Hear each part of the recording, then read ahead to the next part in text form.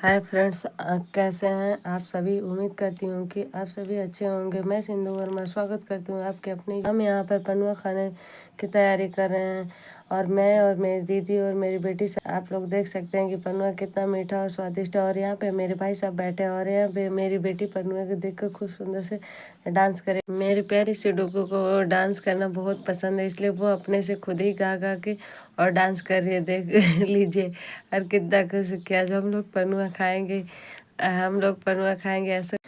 जब तक डुगू डांस करे तब तक हम लोग पनुआ काट ले रहे हैं।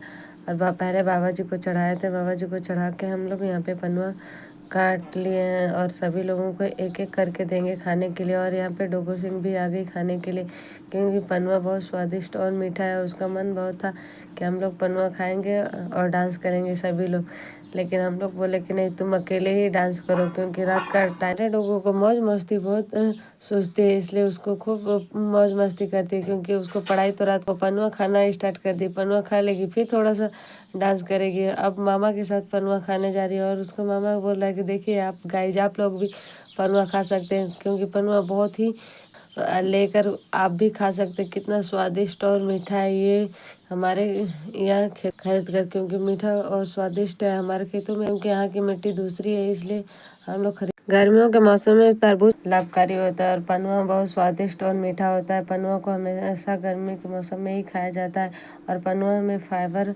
पनुआ खाने के बाद पानी नहीं पिया जाता, क्योंकि इसमें पानी की मात्रा भरपूर मात्रा में हमें। दीदी ने पनुआ बहुत ज़्यादा लाए थे, इसलिए एक मैं काटी, एक दीदी काटी। अब इस अभी थोड़ा और खाएंगे, इसलिए काट के बोला 4 भाग में करूँगा और सभी लोग एक एक करके खाएंगे। देख लीजिए आर्यन का उतना तो। फाइनली हम लोग यहाँ पे पनुआ खा चुके हैं और उनका छिलका जो है, अब हम इसको अपनी भैंस माता को ले जाएंगे खिलाने के लिए, क्योंकि पनुआ बहुत ही स्वादिष्ट और मीठा था।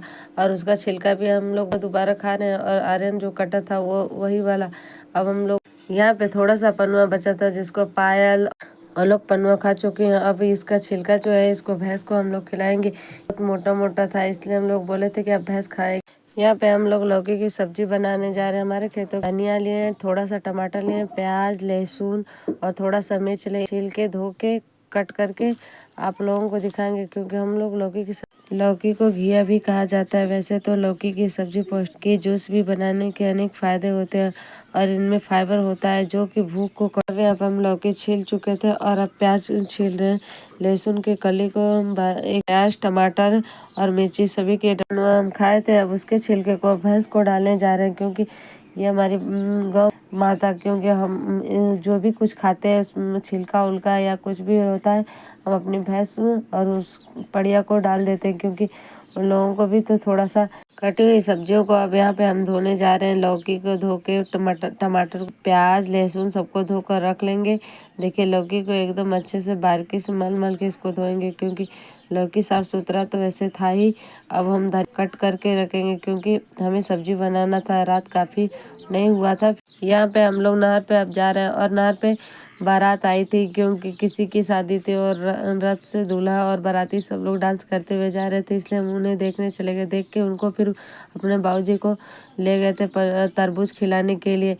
ये तरबूज उनको बहुत मीठा और स्वादिष्ट लग रहा था, इसलिए डुगू ही खिला रही थी। बोल रही थी कि बाबू खा लो, क्योंकि अच्छा लग रहा है ना। बाबू को मैं खिला कर ही जाऊंगी, क्योंकि बहुत ही मीठा और स्वादिष्ट तरबूज है। बाबू बहुत खा रहे हैं और वो बोले बाबू खा के और इसका डंठल रख दो और बीज निकाल निकाल के फेंक दो, क्योंकि रात के टाइम था और बाबू वहीं पे रहते हैं। पे हम मसाला पीसने जा रहे हैं। मसाला में हम लिए सूखी धनिया, जीरा, काली मिर्च, इन सभी को एक जगह रख लिए हम सिलबट्टे पर। अब जा रहे हैं गांठ को धीरे धीरे कूच कर पानी डाल के इसको महीन कूच लेंगे। तो इसको मसाला को हम गाढ़ा और महीन पीसेंगे, क्योंकि मसाला हमारा ज़्यादा रहेगा तभी तो सब्जी स्वादिष्ट और मसालेदार बनेंगी। इसलिए हम मसाला को सिलबट्टे पे फटाफट पीस रहे हैं, क्योंकि रात का टाइम था, करीब लगभग 7, साढ़े 7 बज रहा होगा। इसी टाइम हम लोग इसको। अब मसाला हमारा महीन चटनी की तरह पिसा गया। अब इसको मैं एक कटोरे में उठाकर आप लोगों को दिखाऊंगी। देख कितना स्वादिष्ट और यम्मी मसाला हमने पिसा है। धीरे धीरे जो सिलबट्टा में लगा उसमें पानी यहाँ पे हमारी कढ़ाई गर्म हो चुकी है। अब उसमें हम थोड़ा सा तेल डालेंगे। जब तक कढ़ाई गर्म होगी तब तक हम कई प्रकार से स्वादिष्ट और स्वस्थ बनाती है हमारे शरीर को, जिनमें पाचन में सुधार, किडनी के लिए फायदेमंद, तनाव कम करना। पर हम एक थाली में लिए हुए कटा हुआ प्याज, लहसुन, मिर्ची, अदरक, टमाटर, इन सबों को हम, और यहाँ पे हम लौकी लिए, इन सभी को हम अब कढ़ाई में धीरे धीरे डालेंगे, क्योंकि पचफोरन, लहसुन, मिर्ची, इन सबों को डाल के थोड़ा सा भूनेंगे। जब थोड़ा सा गर्म हो जाएगा तो उसमें फिर हम प्याज डालेंगे। प्याज भी थोड़ा सा गर्म का सा गुलाबी कलर में ना। प्याज अब मेरा थोड़ा थोड़ा सा लाल हो रहा है। अब तो जब तक कि हमारी प्याज गुलाबी तक हमारा प्याज भुना रहा है, तब तक मैं आप लोगों को बता दूं कि अब गैस, एसिडिटी जैसी समस्याओं को कम करने में मदद करता है। इसलिए लौकी की सब्जी हमेशा खाना चाहिए।